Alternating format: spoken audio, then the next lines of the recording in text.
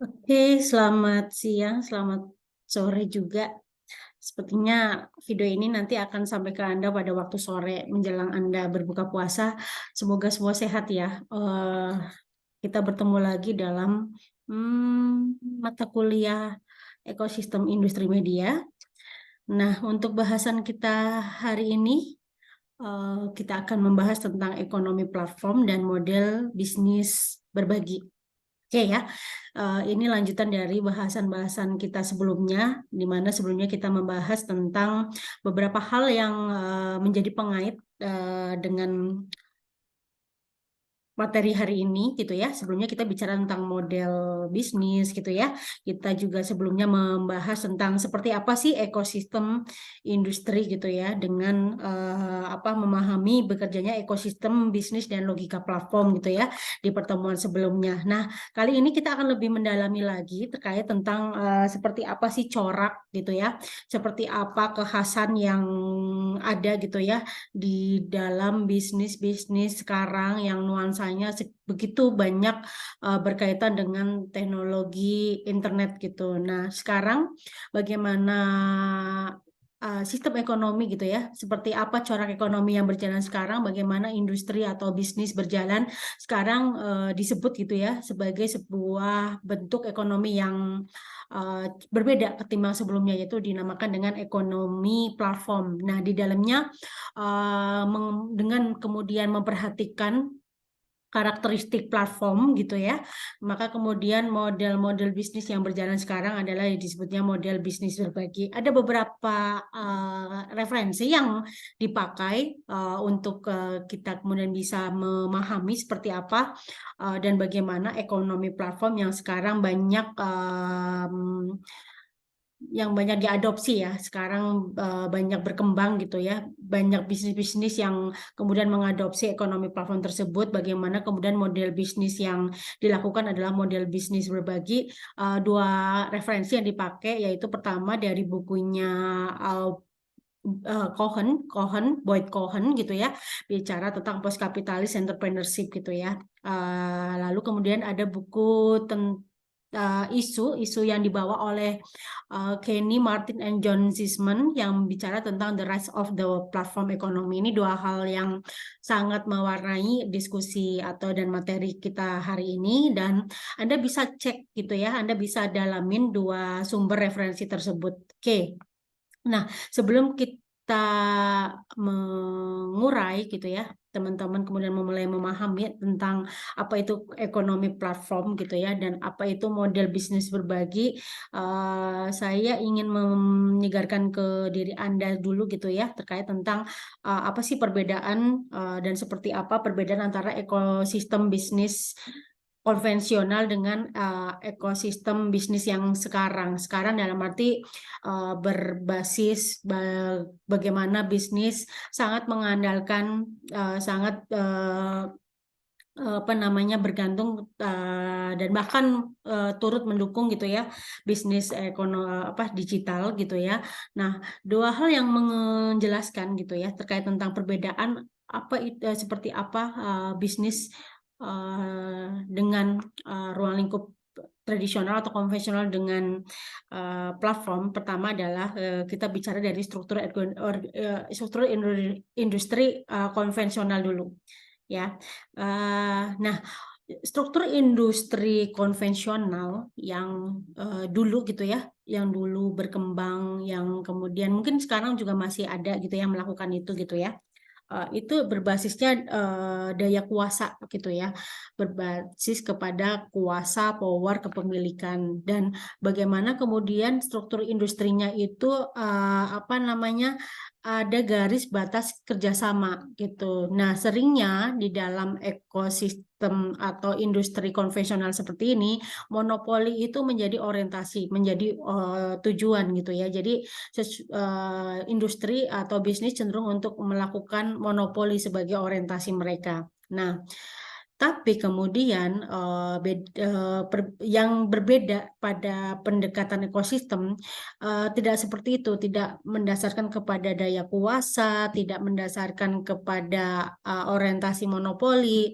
Nah, kalau pendekatan ekosistem gitu ya, itu menekankan kepada kreasi. Ada aspek perkembangan dan nilai bersama. Tentu kalau hal-hal ini kita cermati dengan sebelumnya, tentu seperti hal yang sangat berkebalikan gitu ya.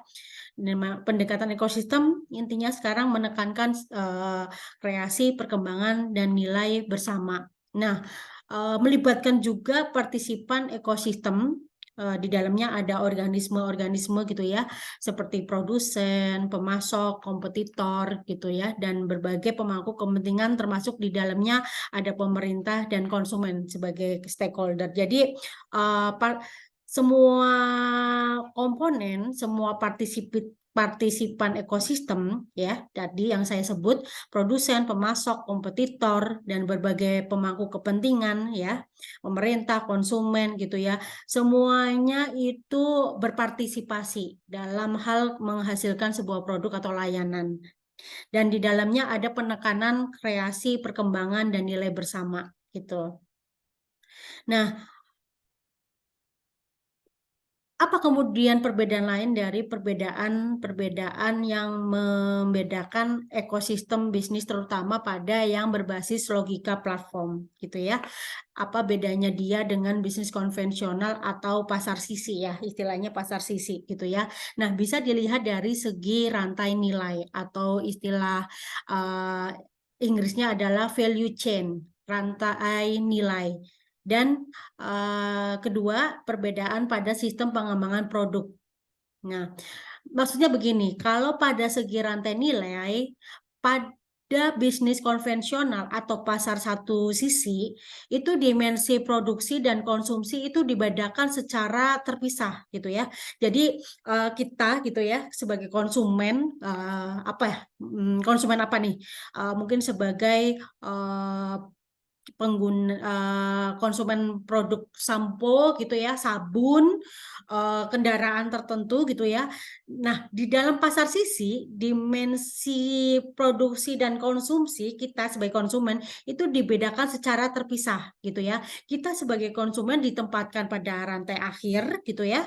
Rantai kan seperti itu ya, rantai nilai itu kan memutar gitu ya. Kita di akhir dan uh, di akhirlah kita sebagai konsumen mendapat tawaran nilai produk gitu di akhir. Jadi sentuhan produsen dengan konsumen itu hanya bersifat hulu dan hilir. Kita berada di akhir untuk kemudian ditawarkan nilai produk. Tidak ada partisipasi kita dalam pengembangan produk atau dalam hal kreasi-kreasi yang dilakukan untuk mengembangkan bisnis dari si produk tersebut gitu. Itu maksudnya gitu ya. Nah, pada satu sisi juga nih yang membedakan dengan bisnis logika platform yaitu adanya sebuah kepemilikan sumber daya dan dominasi kontrol berupa integrasi, merger, dan akuisisi gitu ya. Jadi kita ingat ya ada banyak perusahaan-perusahaan gitu ya, bisnis-bisnis yang sudah mulai mapan, sudah mendapatkan gain gitu ya, profit. Dia kemudian kecenderungannya akan mencaplok gitu ya, melakukan merger, pembelian pembelian perusahaan lain yang mungkin setipe atau sejalan dengan bisnisnya dia, itu namanya akuisisi pembelian, atau bisa merger, melakukan join bersama gitu ya. Nah, di beberapa perusahaan yang masuk ke dalam MNC gitu kan juga melakukan akuisisi gitu ya. Bagaimana MNC melakukan akuisisi terhadap beberapa bentuk-bentuk media-media, perusahaan-perusahaan media tertentu yang kemudian dibeli oleh mereka, diakuisisi dan menjadi bagian dari grup MNC mereka gitu ya. Oke. Nah, kalau platform gitu ya, kemudian jadi dijelaskan pasar satu sisi atau konvensional itu kecenderungannya berkompetisi atas kepemilikan sumber daya dan dominasi kontrol. Nah, kalau di model ekosistem bisnis berbasis platform, coraknya tidak seperti itu gitu ya. ada nuansa yang berbeda, yaitu bagaimana partisipan-partisipan ekosistem gitu ya. Tadi disebut partisipan ekosistem ada produsen, ada supplier, ada distributor, ada stakeholder gitu ya, pemerintah, konsumen. Bagaimana semua partisipan itu gitu ya didorong atau dilibatkan untuk menciptakan nilai bersama dalam jaringan ekosistem tersebut. Nah, kemudian bagaimana nilai bersama itu di dalam jaringan partisipan itu disokong oleh penyedia platform utama. Jadi kayak logika antara media sosial dengan Android. Ya, media sosial itu kan rumahnya itu Android. Nah, di media sosial di dalamnya terdapat jaringan-jaringan partisipan gitu ya. Ada si user gitu ya. Ada si platform itu sendiri. Bagaimana kemudian jaringan tersebut berkembang karena partisipasi-partisipasi dari ekosistemnya gitu ya. Tapi keseluruhannya kemudian didukung oleh penyedia platform utama. Siapa ya si Android gitu ya atau iOS gitu ya. Nah, di sini terlihat bagaimana ekosistem platform modern itu tidak bergantung kepada akses atau kepemilikan sumber daya fisik, namun pada pemanfaatan data dalam mengorganisir gitu ya sumber daya fisik dan digital dalam ekosistem gitu. Jadi ekosistem platform modern tidak mengapa kalau tidak kemudian memiliki akses atau kepemilikan sumber daya fisik gitu ya, entah itu gedung, apa namanya, infrastruktur gitu ya, jaringan. Seperti halnya kayak Gojek, dia nggak memiliki server sendiri, dia melakukan penyewaan ke server dia, kemudian membayar langganan atau membayar jasa Gmaps gitu ya, untuk membantu apa namanya bisnis Gojek mereka gitu kan, mereka nggak memiliki kepemilikan atas sumber daya fisik tersebut tapi tetap berjalan gitu ya, seperti itu logika ekosistem platform modern gitu. Nah, eh itu ya perbedaan-perbedaan dari apa namanya ekosistem bisnis yang konvensional dengan yang baru. Mari kita kemudian berlanjut kepada inti dari ekonomi platform dan model bisnis berbagi. Jadi mudah-mudahan teman-teman tadi sudah mulai tergambar gitu ya, apa sih perbedaan antara ekosistem sebelumnya dengan ekosistem platform. Karena kemudian muncul istilah ekosistem ekonomi platform. Apa yang dimaksud dengan ekonomi platform gitu. Nah, eh satu hal lagi yang perlu ditambahkan terkait dengan perbedaan model bisnis platform dengan model bisnis konvensional, eh, terdapat apa ya, sebuah desain bisnis yang khas, punya karakteristik tersendiri di dalam ekosistem bisnis berbasis platform, yaitu istilah berbagi gitu ya. Di banyak hal perusahaan-perusahaan, terutama media sosial gitu ya, memakai slogan, memakai janji atau bagaimana istilah-istilah wacana berbagi ini menjadi sebuah fitur utama yang mereka tawarkan kepada si konsumen gitu, kata berbagi gitu ya dalam bisnis. Nah, tapi yang harus ditandai atau yang harus kita perhatikan di dalam istilah berbagi dalam bisnis atau ekonomi berbagi, bukan berarti di sini ada unsur apa ya, filantropi atau apa ya, mengamalkan amal gitu ya, membagi secara cuma-cuma kepada orang yang kurang beruntung, bukan begitu, tapi kata berbagi yang dimaksud itu menunjukkan pemanfaatan sumber daya yang tadinya kurang terpakai gitu ya, yang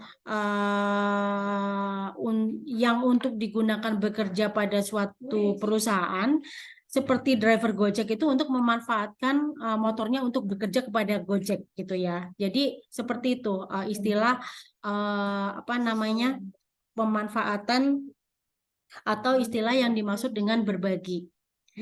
Nah, maksudnya begini contohnya, kalau itu kemudian dilakukan, diterapkan kepada Gojek. Gojek memanfaatkan motornya untuk bekerja kepada Gojek, maksudnya si mitra gitu ya. Dan di sini Gojek itu tidak perlu memiliki jutaan motor, ya, karena dia memanfaatkan para mitra Gojek, ya, yang tadinya motornya tidak dipakai gitu ya. Nah, kemudian di bisnis Gojek, si motor yang tidak terpakai atau kurang terpakai itu bisa kemudian digunakan bekerja untuk suatu perusahaan. Nah, di sini Gojek gitu ya. Nah, hal yang sama terjadi pada Traveloka, Bukalapak, dan lain-lain. Jadi, istilah kata berbagi ini seperti apa ya? Jadi kayak eh, hal yang menjebak gitu ya, kayak terkesan mulia gitu. Nah, sehingga kemudian si beberapa ahli gitu ya seperti Kenny dan Zisman tahun 2016 di yang bukunya The Rise of Platform Economy, dia menggugat tentang istilah berbagi gitu. Bagaimana istilah berbagi ini gitu ya, tadi yang ditunjukkan oleh si Gojek, bagaimana dia nggak perlu membeli motor, dia kemudian hanya perlu menawarkan kepada mitra Gojek yang memiliki motor, semua sumber daya yang dimiliki itu dari si mitranya. Si Gojeknya hanya menyewakan si sistem dan aplikasi, server dan aplikasi. Nah, di sini istilah berbagi ini menjadi sesuatu yang sangat berkebalikan dari istilah jadi bagaimana orang memahami istilah berbagi. Karena apa? Menurut si Sisman dan Geni, ini untuk lebih ke arah menutupi pola kerja pada startup dengan model bisnis seperti tadi itu. Jadi bagaimana tidak ada jaminan sosial, tidak ada ketentuan upah minimum, tidak ada kayak semacam kompensasi dari para Gojek gitu ya, asuransi, bagaimana mereka tidak dihitung saat mereka menunggu orderan, padahal bisa jadi dalam satu hari hanya berapa sih yang mereka dapat, mereka kayak eh, homeless gitu ya, tidak punya kantor, menunggu di jembatan, di depan mall segala macam gitu ya, tidak ada bayaran, tidak ada perhitungan untuk itu, tidak ada biaya perawatan barang, sementara saat mereka bekerja mereka menggunakan barangnya mereka sendiri atau bukan dari kantor gitu ya. Jadi itu model bisnis berbagi itu kemudian di digugat oleh si Kenny dan Sisman dan lebih suka menyebutnya itu sebagai ekonomi platform, ya. Tadinya kan sebutnya adalah ekonomi berbagi gitu ya, model-model bisnis yang itu adalah ekonomi berbagi, tapi kemudian digugat karena lebih ke arah bagaimana dia digunakan untuk menutupi banyak hal yang sifatnya tidak baik gitu ya, tidak tidak fair gitu. Nah, istilah platform ini apa sih yang dimaksud dengan apa namanya platform gitu? Apa yang dimaksud dengan platform? Nah, platform yang dimaksud oleh mereka, si Kenny dan Zisman, adalah tatanan digital dengan algoritma yang mampu mengatur, mengorganisir, dan membentuk aktivitas sosial dan ekonomi. Platform ini kan sebetulnya kayak halnya seperti ruangan ya, ruangan untuk dapat kita bisa sewa, kita bisa miliki gitu ya, untuk kemudian ruangan itu bisa kita jadikan tempat untuk melakukan aktivitas, untuk mempertemukan banyak orang dan segala macam gitu ya. Nah, platform di sini tuh bukan sebatas ruang aja gitu ya, tapi itu adalah sebuah tatanan digital dengan algoritma yang mampu mengatur, mengklasifikasi gitu ya, mengorganisir dan membentuk aktivitas sosial dan ekonomi. Sangat besar bagaimana kehadiran algoritma gitu ya yang dimiliki yang sangat khas di apa namanya dunia digital gitu ya, itu sangat membentuk aktivitas sosial dan ekonomi.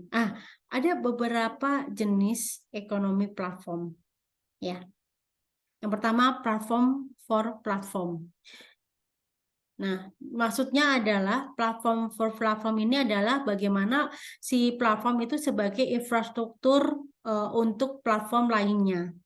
Di sini contohnya adalah internet, Android, Google, dan iOS platform ini kayak penyokong utama ya, penyokong utama dari bisnis. Jadi kalau kita lihat kemarin ya model bagaimana ekosistem sekarang itu kan di paling atas itu kan uh, apa namanya si pengguna yang melakukan aktivitas partisipasi dan kemudian menghasilkan banyak perilaku-perilaku digital gitu ya, menghasilkan data yang kemudian diolah menjadi informasi. Nah, kemudian lapis kedua dimiliki oleh apa namanya, seperti media sosial, aplikasi-aplikasi pengembang gitu kan, aplikasi-aplikasi apa yang kemudian membantu problem atau tugas manusia. Nah, yang penyokong utama itu di lapis bawah ya. Jadi dia adalah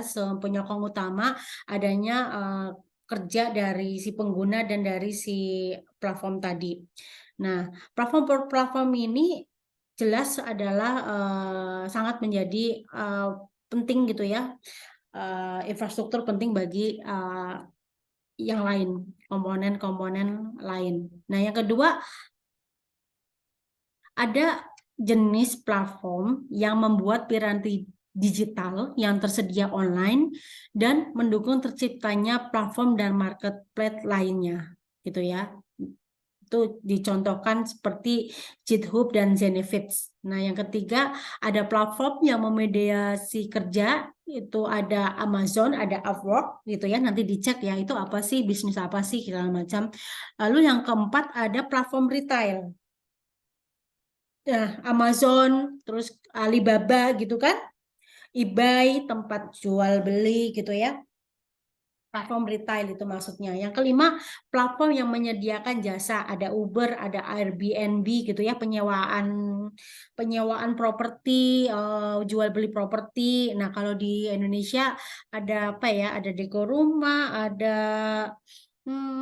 jasa-jasa properti gitu ya, Traveloka, segala macam. Nah, ini menjadi platform yang menyediakan jasa. Itu 5 jenis ekonomi platform yang sekarang banyak yang banyak tumbuh ya, yang banyak berjalan juga gitu ya. Nah, yang harus diketahui bahwa ekonomi platform itu tidak selalu identik, tidak selalu juga merujuk kepada startup gitu ya. Nah, bisa juga startup ya dengan tata kelola yang korporat gitu ya, tapi juga terdapat koperasi platform. Jadi ada istilah company atau korporat platform, ada juga koperasi startup. Nah, pada koperasi platform gitu ya, itu sebetulnya kayak koperasi-koperasi lain gitu ya, istilah merujuk kepada istilah-istilah koperasi yang ada. Bagaimana ada sebuah cita-cita akan adanya demokrasi ekonomi dengan keterbukaan finansial dan relasi setara pengurus ataupun anggota koperasi. Jadi ada penghitungan pendapatan sesuai hasil kerja. Jadi transparan gitu. Jadi kalau yang membedakannya adalah tidak ada gitu ya pendapatan berdasarkan jabatan atau status pendidikan, tapi lebih ke arah pendapatan sesuai hasil kerja. Hierarki itu tidak berlaku di sini koperasi ya gitu.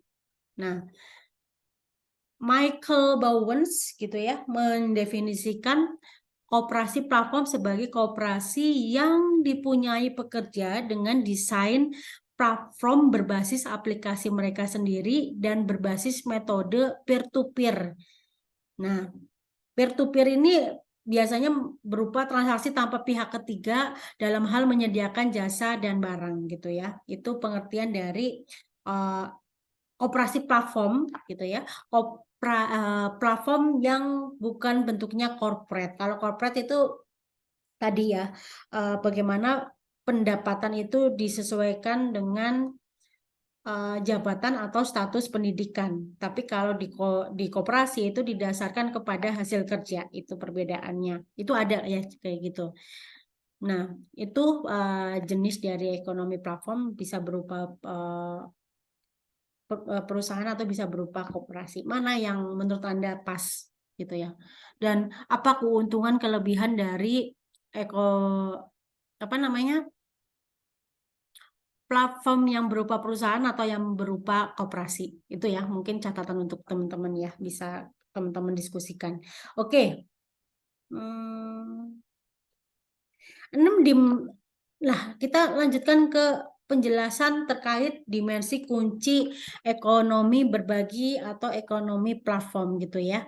Ini menurut Boy Cohen tahun 2017 yang menyebutkan ada 6 dimensi kunci ekonomi, yaitu ada teknologi, ada transaksi, ada pendekatan bisnis, ada sumber daya yang dibagikan, ada model tata kelola, dan ada tipe platform.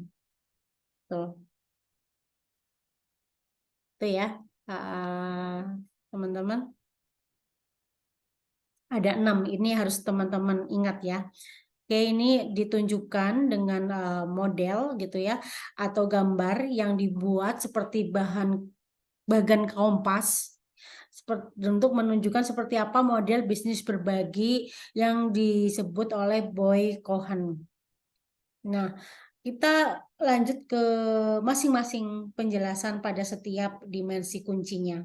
Pertama, dimensi teknologi. Apa yang dimaksud dimensi teknologi sebagai kunci dari ekosistem platform? Nah, pada dimensi teknologi terdapat 3 jenis tuh bisnis platform ya yang berjalan sekarang gitu ya.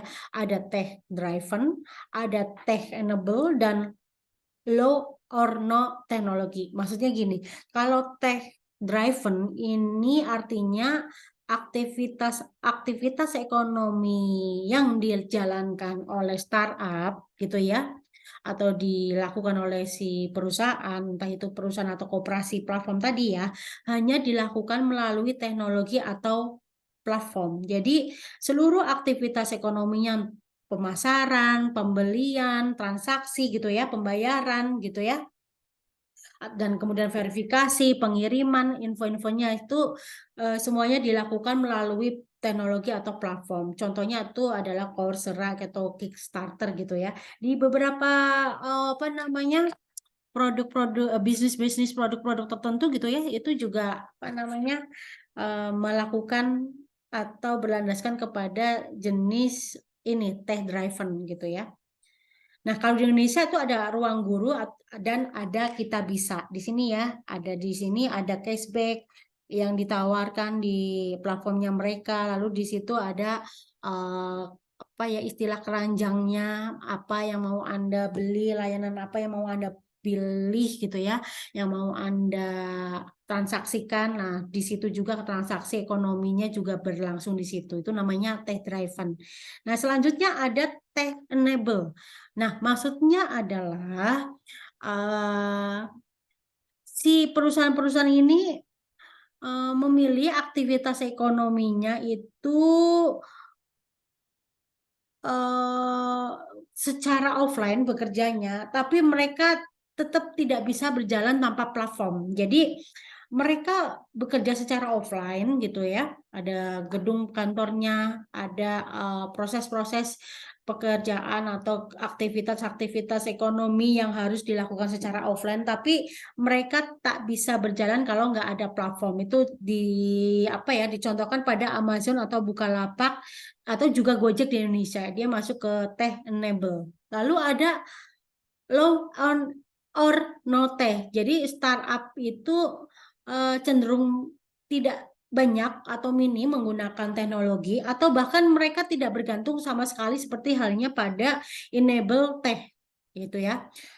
Jadi contoh mereka startup gitu ya, yang memilih menyewa working space gitu ya, atau pabrik terbuka untuk pabrik publik atau dapur umum komersial. Seperti itu 3 jenisnya. Oke, semoga Anda bisa paham ya. Untuk membedakan, Anda bisa menyebutkan kira-kira bisnis apa yang paling banyak berperan di tipe A, tipe B, tipe C, atau perusahaan-perusahaan apa nih yang masuk ke kategori 1, 2, 3 tersebut tadi. Oke, yang kedua, transaksi. Apa yang dimaksud kunci transaksi dalam ekosistem platform? Nah, dimensi transaksi ini terdapat 3 jenis itu ya. Ada market, ada alternatif, dan ada free. Market berarti transaksi harga itu tergantung kondisi dan permintaan pasar. Ini sangat terwakili sekali atas bisnis yang dilakukan oleh Uber, Gojek, Grab gitu ya, juga Traveloka gitu. Jadi bagaimana transaksi harga itu sangat tergantung dari kondisi dan permintaan pasar. Tuh kayak kemarin kan pas COVID gitu ya, karena ada pembatasan fisik, kemudian orang-orang dilarang untuk melakukan perjalanan gitu ya, melakukan apa vocation gitu ya, perjalanan dinas, otomatis demand-nya sedikit tapi supply-nya banyak, maka kemudian melakukan berbagai macam promosi gitu ya, dan penyesuaian harga gitu ya. Itu bagaimana transaksi harga sangat tergantung pada kondisi dan permintaan pasar. Nah, yang kedua, alternatif. Alternatif itu maksudnya tidak semata bergantung kepada perhitungan pasar dan uang. Nah, umumnya itu menggunakan waktu ya, dalam arti saling bertukar keterampilan dan pengalaman sebagai alat tukar transaksi untuk mendapatkan jasa yang dibutuhkan. Nah, contohnya adalah Trove dan Yardle ya, yang masuk dalam kategori ini. Nah, terakhir free, ini transaksi tanpa biaya gitu ya, dan lebih ke arah memanfaatkan sponsor untuk menjalankan atau mendukung kegiatan-kegiatan atau misi-misinya gitu. Oke. Berikutnya segi pendekatan bisnis. Ada 3 jenis juga, ada profit driven, hybrid, dan mission driven. Profit atau untung gitu ya, keuntungan gitu ya. Itu artinya startup itu hanya berorientasi kepada keuntungan semata, kepada profit semata ya, seperti judulnya ya, profit driven. Yang mendorong dia untuk nyemplung ke bisnis adalah ya untuk berorientasi kepada profit. Nah, kalau hybrid itu ada campuran orientasi profit dan misi sosial tertentu gitu. Biasanya ada kampanye-kampanye yang ditujukan untuk mengurangi atau mendorong adanya perubahan ke hal yang lebih baik gitu ya. Contoh perubahan perilaku untuk melakukan pembuangan sampah, menghemat air, atau bagaimana kita lebih cenderung menggunakan angkutan umum ketimbang pribadi gitu ya, agar bisa berkontribusi untuk mengurangi penyebab-penyebab kemungkinan terjadinya perubahan iklim gitu. Oke. Nah, kalau mission driven gitu ya, itu lebih ke arah misi sosial yang menjadi penggeraknya gitu. Sosial dan lingkungan itu yang menjadi orientasi utama dalam proposisi nilai yang ditawarkan. Tuh. Oke, next itu ada sumber daya yang dibagi. Sumber daya yang dibagi atau share resource itu terdiri atas optimis new home for use, dan under utilize gitu ya. Jadi kalau yang pertama optimize new berarti si startup itu menyediakan sumber daya baru untuk disewakan berulang kembali gitu ya. Lalu yang new home for use itu memfasilitasi penjualan produk-produk barang-barang yang sudah terpakai gitu ya. Under utilize gitu ya, berarti pemanfaatan sumber daya yang kurang terpakai gitu ya, kayak mobil, motor, atau ruangan kosong. Oke, model tata kelola. Apa yang dimaksud dengan model tata kelola?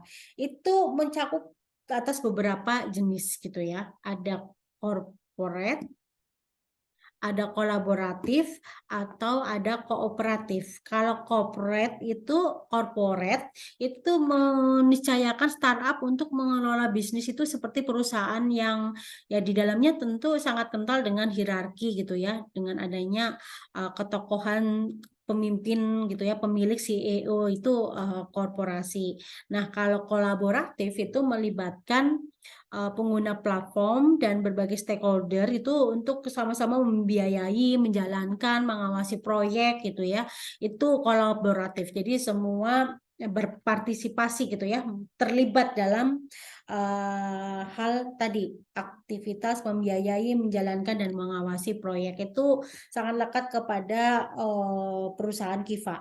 Nah, kemudian ada kooperatif, berarti di sini si startup itu dijalankan dengan sistem kooperasi yang berbasis demokrasi, ekonomi, dan egaliter gitu. Jadi uh, sangat berbeda dengan tadi perusahaan ada hierarki, ada tokoh, kesosokan CEO yang memiliki apa namanya kontrol dan kuasa yang besar. Nah, maka di kooperatif itu sistem kooperasi yang sangat demokratis ini yang menjadi penggerak jalannya bisnis suatu startup gitu. Nah, tipe platform ini sudah. Ini udah ya, tipe platform apa aja sih tipe platform gitu. Tipe platform itu ada yang berupa business to business, ada business to growth, ada peer to peer.